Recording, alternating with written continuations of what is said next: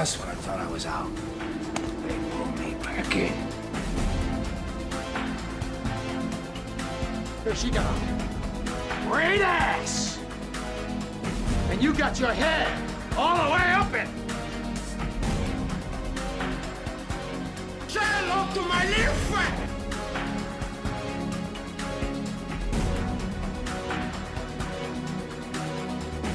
Hoo-ah! Oh, yeah. I'm the hand of Mona Lisa's skirt. I'm a surprise, Kevin. They don't see me coming.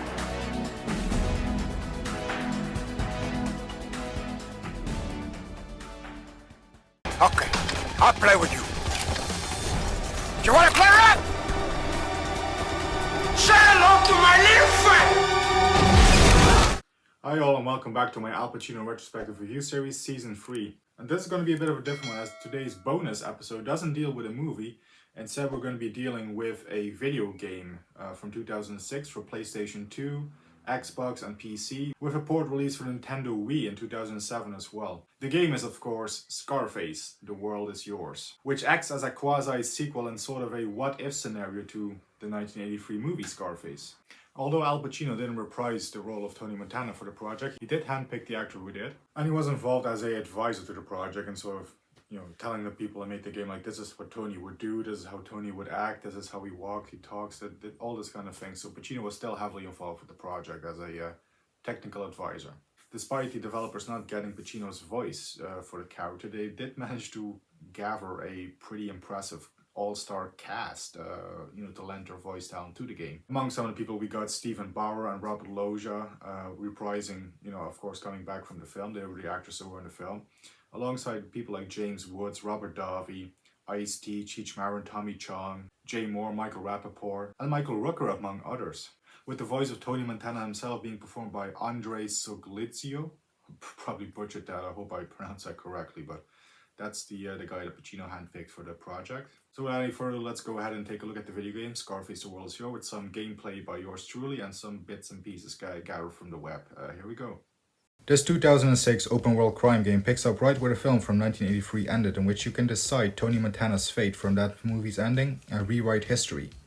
Or if you really suck at gaming, this happens.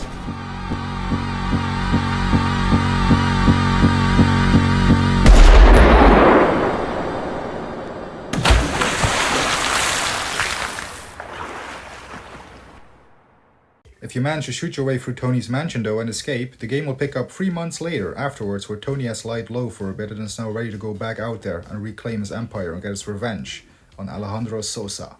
Through the game you'll take multiple steps to rebuild Tony's empire, like small-time coke or yayo deals, taking over rackets as a front for the yayo business, smuggling and distributing some yayo for some big-time payouts, and all the other usual activities you would think an open-world crime game like this would have to offer. Plenty of driving and shooting, fair enough to say, but just like in the film, don't expect to be able to just go around the streets and killing innocent bystanders, etc., as Tony's moral code doesn't even allow the player to pull the trigger on civilians. If the player attempts this, Tony will say stuff like, "I only kill people who have a comment to them," and stuff like that. Even if you attempt to run over an NPC, non-playable character, they will just simply get up again or dive out of the way entirely. Although a bit weird for a game like this is keeping very much in character with Tony from the movie, most notably the bit where he didn't want to set off that car bomb because the target's wife and kids were inside. This game was absolutely positively made by people who are big fans of the film, that's for sure. And the passion for the film shines through in every aspect of this game. Locations from the film are perfectly remade and taken straight from the movie, and with it being an open world game, you're 100% free to explore all of it at your own pace and leisure. Among recreated locations we've got, of course, Tony's mansion, both inside and outside, the Babylon Club, the Sunray Motel, Lopez's Motors, and Sosa's mansion plus outside grounds, just to name the major ones. As a huge fan of the film, as everyone knows, I can't tell you how awesome it is to get to visit these locations in a virtual or digital form and find out exactly where they are in relation to each other, etc. Of all the open world cities I've explored in games, this one definitely is the one I'm most familiar with, I dare say. The design of the open world is excellent and 100% is Miami through and through. As any open world game, there's always the GTA clone moniker for games like this, but I absolutely would have this over any GTA game myself, as much as I do love that series. GTA San Andreas being my favorite is the only one that comes close, and I also love Vice City, which pretty much was the unofficial Scarface game anyway until this one came out. All I have in this world is my balls and my word, and I don't break them for no one. Do you understand? Tony Montana is somebody that I, and probably every actor, one way or another, every male actor I know, has Tony somewhere that they keep around when they pull out in all kinds of situations. Next thing out of your mouth is gonna be your teeth, puto! You're not just impersonating a Spanish actor, you're impersonating a guy from the Bronx doing a Spanish accent. So that becomes a whole, you know, it's almost a double impression. Say hello to my little friend! It's always a very physical performance, whether anyone ever sees the physicality or not. Certain ways that you speak affect the way that you move, or certain ways that you move affect the way that you speak. Fuck them all! The minute you start thinking of Tony, the chest has to come out, the shoulders go back, and there's a kind of swagger, and then that just inevitably becomes a vocal thing. Hey, you want a drink? It's almost a softness that's containing the explosion that is yet to come, you know? So if I talk to you like this, all of a sudden, I go, fuck you! It becomes, you know, you can go from huge to small because it's always, the fuse is always lit. It's just a question of when the fuck it goes off, you know? Holy shit! There's so many, Tony lines. You fucking cocksucker! But you gotta look in your eye like you haven't been fucked in a year. I piss in your face, how'd you like that? Fuck you! Scarface pressed a very specific button that I don't think any movie had ever really fully captured. And it was that the little guy with huge ambitions that would not be contained. And I think every one of us who's not necessarily well-known or famous is walking around and they want the world. And Tony's a guy who just immediately walks into the room as if he owns the joint, even when he's washing dishes in a little bodega. You know, I mean, that's the beauty of Tony. I'm Tony fucking Montana! Move that fucking camera out of my fucking face or you're gonna die. Do you understand?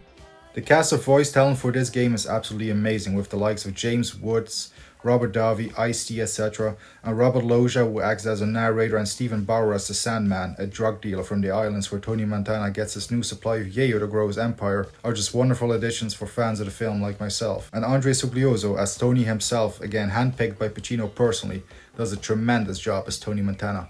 When first playing the game, he absolutely fooled me into thinking it was Pacino himself. The tone of the voice and the accent are absolutely spot on to Pacino's from when he did the film, that's for sure. The game also features a variety of licensed songs on the soundtrack, including pretty much the entirety of the film score and soundtrack, with Debbie Harry's Rush Rush, Get the Yayo, Amy Holland's She's on Fire, Maria Conchita Alonso's Vamos a Bailar, and of course Paul Angeman's Push It to the Limit, among others, all appearing here.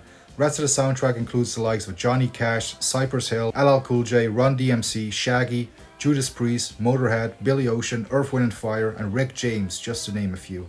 So plenty of variety across a few different genres of music, that's for sure.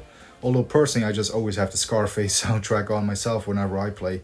Nothing like taking over a gang territory or making millions distributing some product while Push It to the Limit is playing, that's for sure.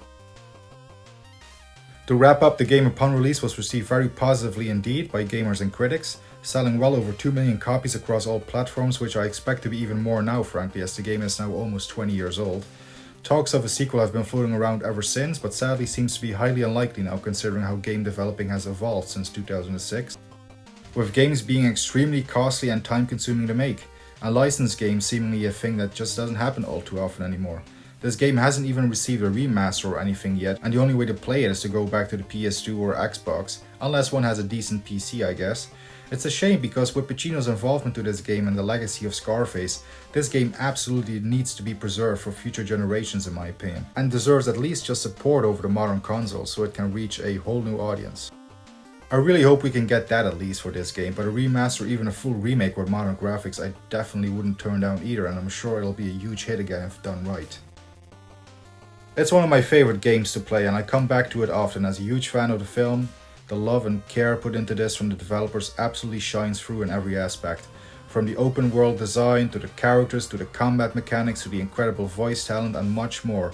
This game is everything a Scarface fan like me could have wished for and more, and it absolutely deserves to get full top marks from me. 10 stars out of 10, just like the film is based on. Highly recommend if you never played and love Scarface just like me. And that's that. So there you guys have it. That was my review for Scarface The World Is Yours. A great video game. Like I said, it's one of my favorite video games. I mean, I love the GTA games. I love GTA Vice City, San Andreas, I love Mafia, Mafia 2. I love those open world crime games like this one, Cyberpunk, you know, to name a more recent example. I love the open world crime games, True Crime Streets of LA from back in the day as well. There's so many great ones.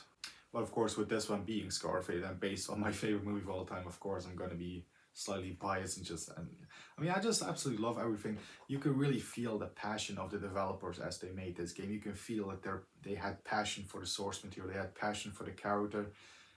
It's just a big passion project from everyone involved. They nailed it. They absolutely nailed the atmosphere and the feel of the film, and they perfectly translated it to the video game. It's just it's a masterpiece. This one should be remastered. This one should be remade, put available for modern, you know, audiences, made available on all the current consoles and stuff. That would be something if they make it, you know, even if they just did a port, if they just did a port of the PS2 version to PS4, PS5, that would be enough. It absolutely needs to be preserved, you know, because it is Pacino. It is Pacino in this project involved. You know, it is a Pacino project, you know. He was involved with it, so I mean, it should be preserved just for that alone. But anyway, no, that's my review of Scarface: The World Shows. Like I said, it's a great game, great soundtrack, great mission design, great. They nailed everything. They just nailed it.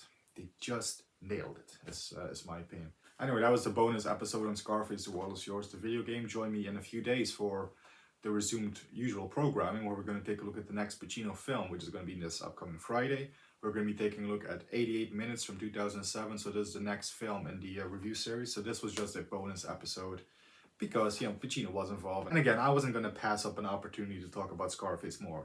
You guys know it's my favorite movie of all time. You know, it's I love everything Scarface related. So, but yeah, 88 Minutes coming up next. Here's a shout out to my member, Crushers Movies and Games. If you guys would like to become a member as well, the link is in the description down below. I'd really appreciate you doing so. It will really help the channel out, and you will get early access to all of these Pacino episodes. There's usually about 4 or 5 episodes that I already pre-upload, you know, for members to enjoy before they go live to everyone else, so you can really get ahead if you are a member.